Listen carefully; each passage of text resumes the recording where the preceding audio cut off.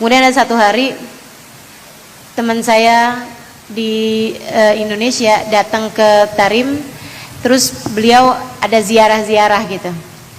Ada satu hari beliau ini diajakin ziarah sama orang Tarim, pergi ke tukang jahit. Saya ditawarin ikut. Dia bilang, yuk ikut, hari ini kita mau berkunjung.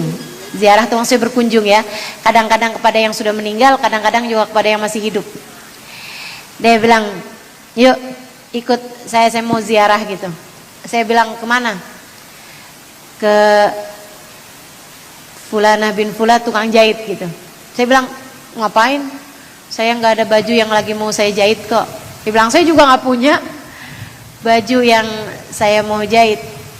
Lagian dia juga nggak jahit baju, dia cuman jahitnya mukena aja. Dia jahitnya mukena aja, dan dia itu juga udah tua.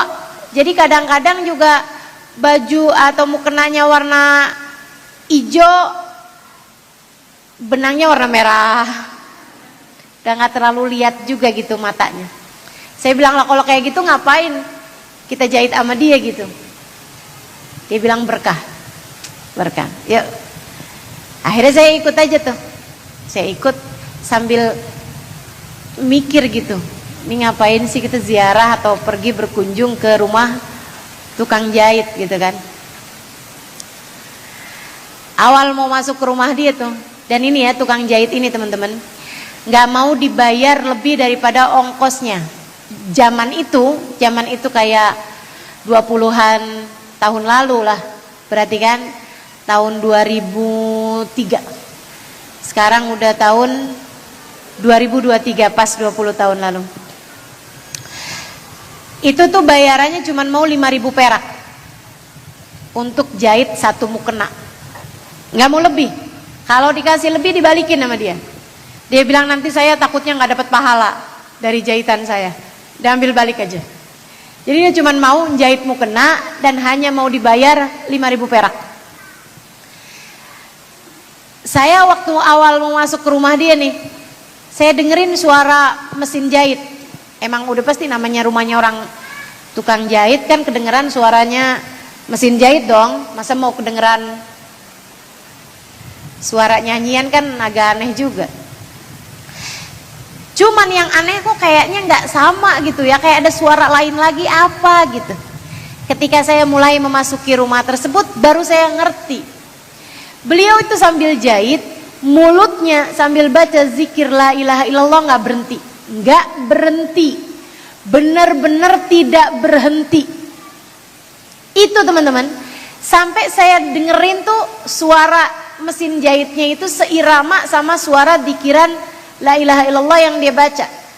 Jadi kalau kayak lagi lambat gitu, la ilaha illallah, la ilaha illallah, la ilaha illallah, la ilaha illallah, la ilaha illallah, la ilaha illallah. Kalau tambah kencengan, la ilaha illallah, la ilaha illallah, la ilaha illallah, la ilaha illallah, la ilaha illallah, la ilaha illallah, la ilaha illallah. Bersama dengan mesin jahitnya yang berbunyi, mulutnya tidak berhenti berucap kalimat la ilaha illallah. Saya sampai bayangin, itu malaikat raqib pasti sibuk banget nyatetinnya. Saya langsung jadi nepuk-nepuk pundak sebelah kanan. Malaikat raqib kan nyatet katanya di pundak sebelah kanan ya. Sabar ya, malaikat raqib. Ngiri ya kamu ya sama malaikat raqibnya dia. Malaikat raqib orang ini sangat sibuk mencatat pahala berzikirnya, pahala ibadahnya yang terus menerus, nggak berhenti teman-teman, nggak berhenti. Ketika dia lagi nggak jahit sekalipun juga la ilaha illallah, la ilaha illallah, la ilaha illallah, la ilaha illallah. Nggak tahu tuh berapa ratus ribu kalimat la ilaha illallah yang dia. Jadi berhentinya hanya ketika tidur teman-teman. Itu saya bayangin juga kalau ngigau pasti yang sama juga kali ya. Gak berhenti. Saya nggak tahu, barangkali kalau tidur juga sambilan tetap mulutnya la ilaha illallah, la ilaha illallah, la ilaha illallah, la ilaha illallah terus gitu. Kayak dia nggak mau gitu ada terlewatkan 1 menit tanpa membaca zikiran la ilaha illallah tersebut. Luar biasa. Masya Allah, saya jadi ngeliatin diri saya, ya Allah, Malaikat Raqib siannya nih, jarang-jarang nyatet kebaikan. Malaikat Atid mulu nih yang girang, ngomongin orang, sambil minta kita kepada Allah, ya Allah, jadikan kami dapat senantiasa menjadi hamba-hambamu yang salehah, yang menyibukkan malaikat Raqib untuk mencatat pahala kebaikan-kebaikan kita. Ya Allah, jadikanlah malaikat Atid yang mencatat dosa-dosa kami menganggur, ya Allah. Amin. Gak pernah dengar doa kayak gitu ya, tapi bolehlah kayaknya. Saya iseng, jadi saya deketin tuh perempuan yang lagi jahit itu. Dan seperti yang tadi saya sampaikan, orang tua tuh biasa dipanggil Hubabah di sana kan. Jadi saya bilang, Hubabah, tim tazawija. Hubabah udah pernah kawin.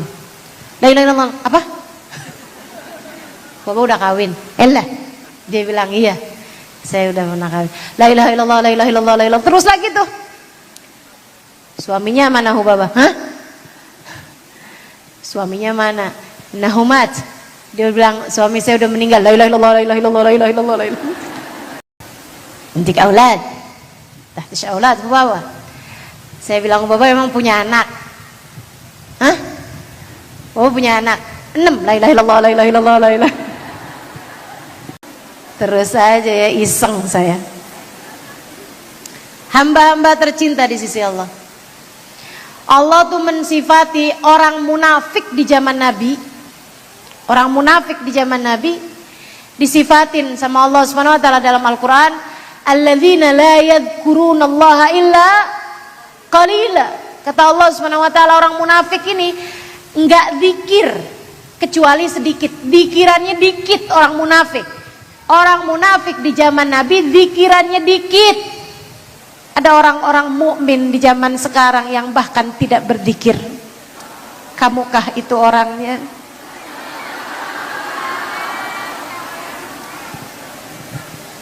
Ngeri bener. Allah bilang kan begitu tentang sifatnya orang munafik. Alladzina idza qamu ila sholati qamu kusala. Orang-orang yang kalau mau sholat, mereka sholat juga tapi berat. Itu orang munafik. Sekarang ada orang-orang mukmin yang bahkan meninggalkan sholat. Ada orang-orang mukmin yang bahkan berat gitu mengerjakan sholatnya. Makanya emang bener banget nih kita nih, harus selalu tanya sama diri kita nih, ya Allah, muslimkah saya sebenarnya? Mukminkah kita sebenarnya di sisi Allah Subhanahu wa taala? Semoga Allah menyisakan waktu untuk kita menjadi solehah insyaallah. Semoga Allah berkenan membimbing langkah kehidupan kita dari dunia ini menjadi orang-orang yang layak untuk mendapatkan surganya, menjadi orang-orang yang layak untuk kelak di hari akhirat berada di belakang perempuan-perempuan solehah.